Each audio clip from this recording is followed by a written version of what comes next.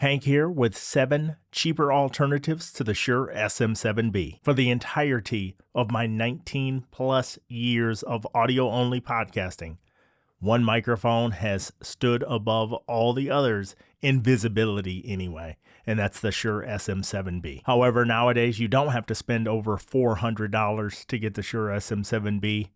There's a lot of choices for a lot less money. And for this video, I'm keeping all the cheaper alternative microphones in the dynamic category, just like the Shure SM7B. So let's get into it. If you feel like you need the Shure brand name without that big price tag, this is the Shure MV7X. The Shure MV7X currently retails for $199 US.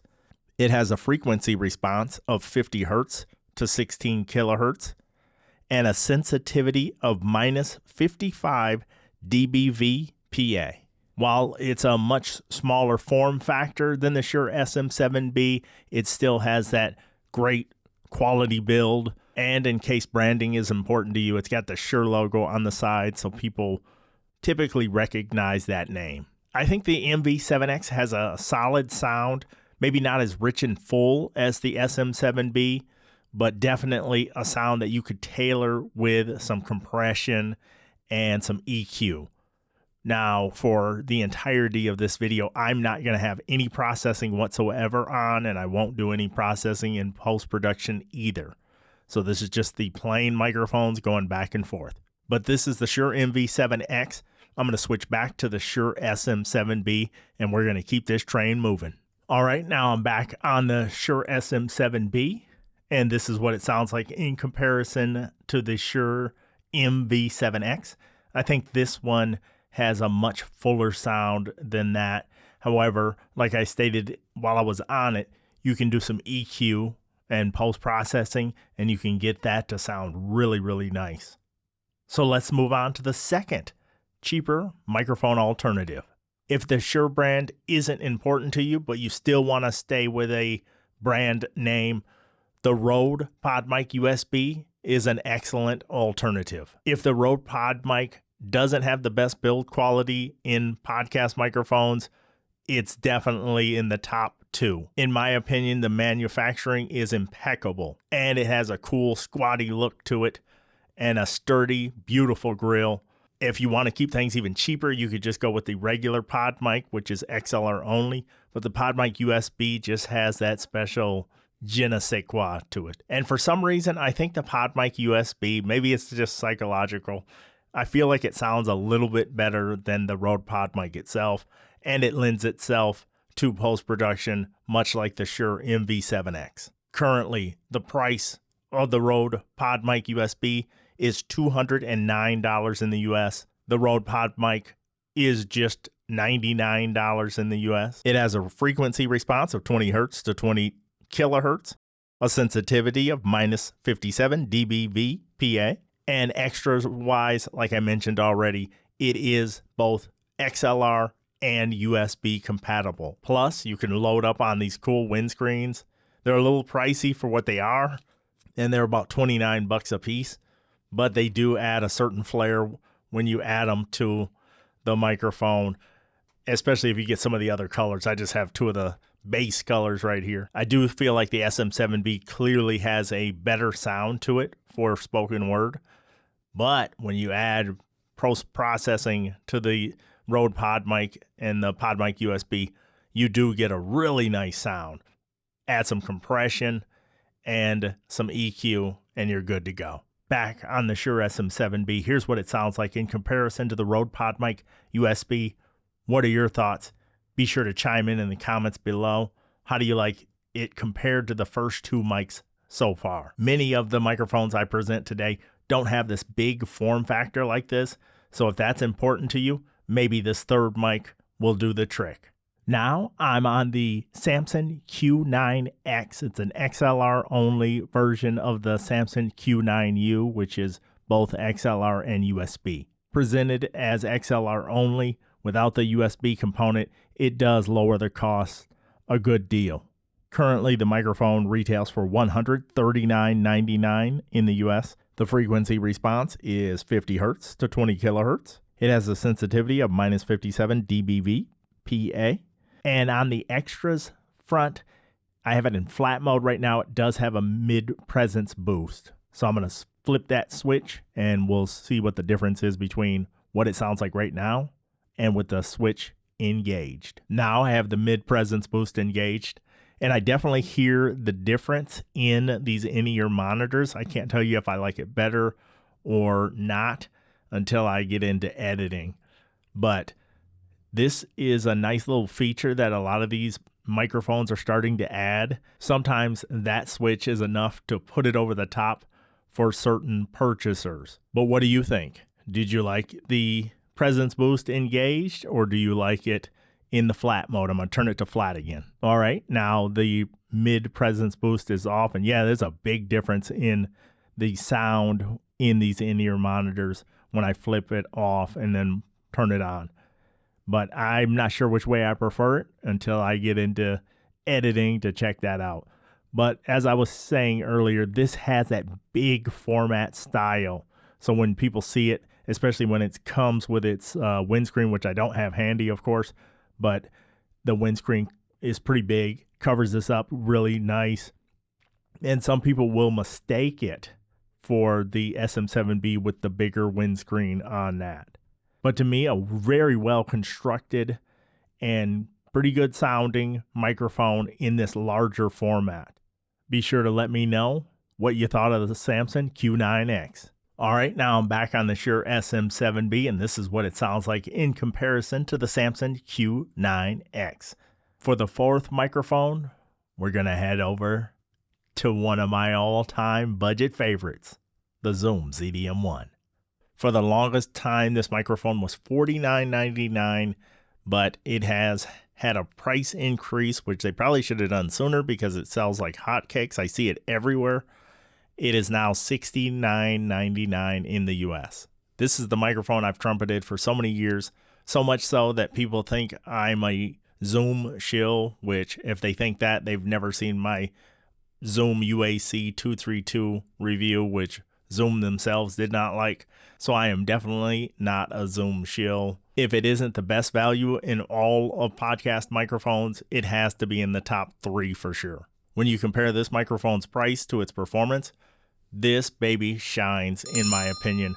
I put it in a ton of challenge videos, and I have won so many people over to using this microphone. As I stated, price-wise, this is $69.99 in the US. It has a frequency response of 50 Hz to 18 kilohertz, a sensitivity of minus 54 dBV PA. And on the extras front, this is the only microphone in this collection that is super cardioid. It's a little tighter pattern on the front. But what do you think about the Zoom ZDM1? I'm going to put its windscreen on.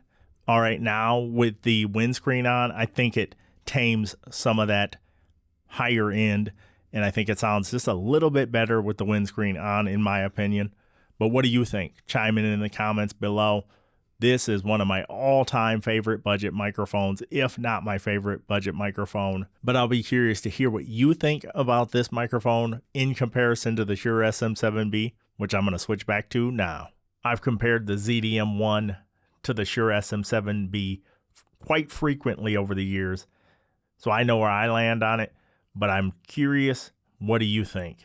Is this $400+ microphone vastly superior to the $69.99 ZDM1, or is it close enough to where you would love to save that much money? Now I'm going to switch over to a dark horse in this competition that's got a little strange vibe to it.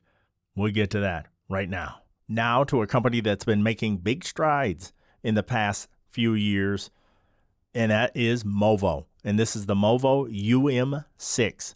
It is both XLR and USB, and it's got a special feature to it, which it's got a mic booster built right in. It's called Gaincast, and it adds 25 dB of gain. I think this microphone has a very pleasing, clean sound, and it also has the coolest windscreen available with that satisfying magnetic click windscreen. But nothing piercing to my ears on this microphone, just a clean sounding microphone that lends itself well like some of the earlier microphones, to post-production.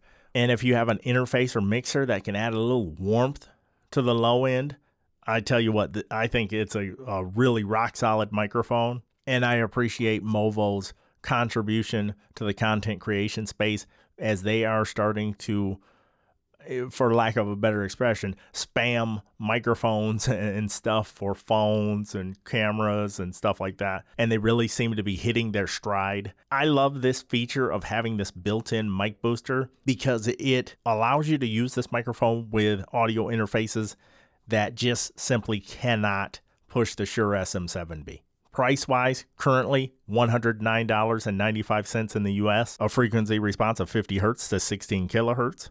The sensitivity is skewed because it's got the built-in gain cast. So I'll say this, on a lot of the microphones I'm using, not named Shure SM7B, I'm anywhere from 50 to 56 dB of gain. With this, with the gain cast built in, I'm in that 21 dB to approximately 25 dB range. However, of course, you're going to have 48 volts phantom power enabled, but any audio interface worth anything is going to have 48 volts phantom power. In my opinion, this could be the dark horse in this entire competition. This could be the microphone you didn't know you needed with that USB and XLR capability under $110.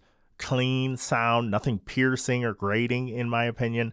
And like I said, I think you could work wonders with this microphone if you did a little EQ, if you had some way to add a little low end, a little more oomph to the microphone.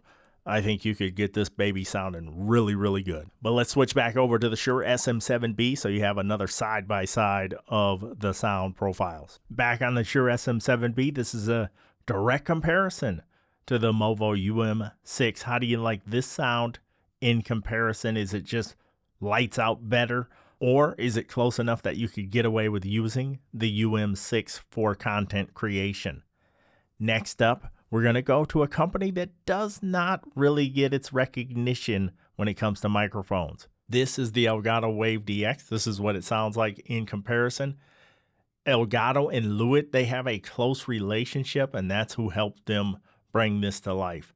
This Wave DX comes in different colors. They even have like video game themed ones. I want to say Doom and some other games too. And they have the Elgato arms to go with them, and they all match and stuff. Really, really cool for customization. Also, the unique shape of this microphone, and you just don't need a windscreen for it. It just handles the plosives perfectly, in my opinion. I think there's some frequencies on the high end that you could tame a bit, especially on my voice. The Elgato Wave DX comes in at $99.99 in the US, a frequency response of 50 Hz to 15 kHz, a sensitivity of -52 dB VPA. If I'm not mistaken, it's the easiest microphone to drive out of the entire bunch, outside of course, the Movo UM6. That's cheating by having gain cast built into it. When it comes to extras, this microphone has a little cap on this side that I can peel off, and I can move the yoke from this side to that side and put the cap on the other side, which I think is a really thoughtful thing to do, especially for a company that is so deep ingrained into streaming. They thought of that, and that is very well done. But in my opinion, does have a thinner sound to it, but it's crystal clear. And with some EQ, you could make this baby come alive. Back to the Shure SM7B, this is what it sounds like. It's just got a much richer sound, of course, on the SM7B compared to the $100 microphone from Elgato. But I'd love to hear what you think about the comparison in the comments as well. Especially, do you think you could get by with the Elgato Wave DX for your content creation needs? I think I could with the right EQ and processing in post. But as always, it's all about what you think if you are in the market to purchase a microphone. Definitely check out the affiliate links in the description. Would you do me a favor and please subscribe to the channel? It would be greatly appreciated. Lastly, we have a new entry into this category that I have been raving about for the last few months. Let's switch to it now. Lastly, I'm on the Fifine Tank1. This microphone, the build quality is right up there with the RODE PodMic. It is one well-constructed microphone. So you better have a microphone boom arm that can sustain this solid of a microphone.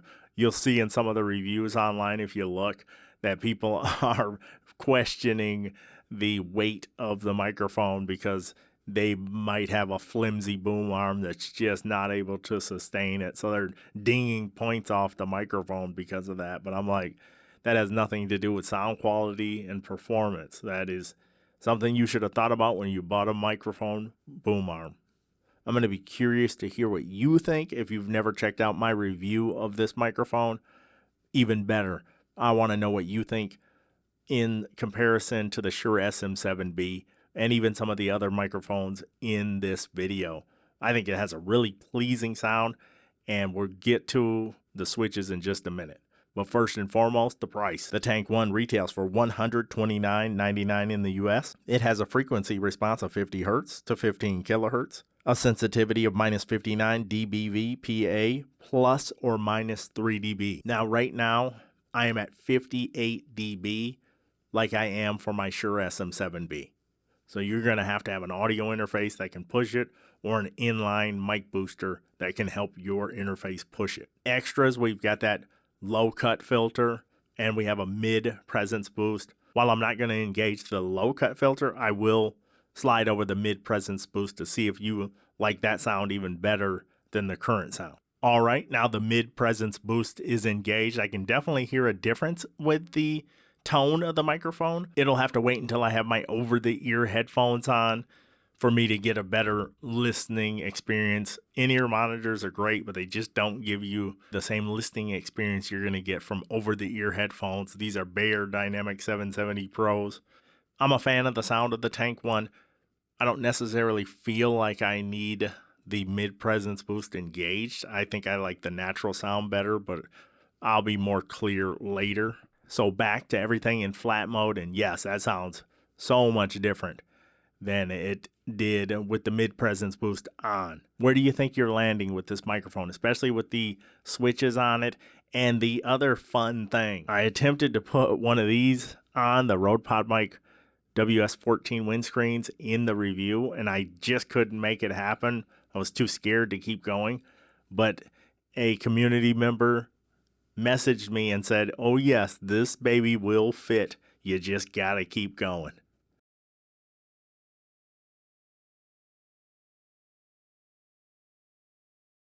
And he was correct. The RODE PodMic windscreens, I don't recommend putting them on because I don't know if I'm scratching the paint when I'm putting them babies on or not. But I don't recommend it. This is not an endorsement to do this. I'm just showing you that it is possible to put that windscreen on it. You don't need a windscreen on this microphone. I feel like it does a great job against plosives as is. But if you wanted to add a little style to it, or if you wanted to trick out your studio and make your guests believe that you have RODE PodMics, I don't see how they would figure it out. But like I said, not an endorsement to put that on this microphone. You may scuff up the paint job, even though I think the paint job is spectacular. But where do you land with the Fifine Tank1 compared to the Shure SM7B and all of these other microphones on the list?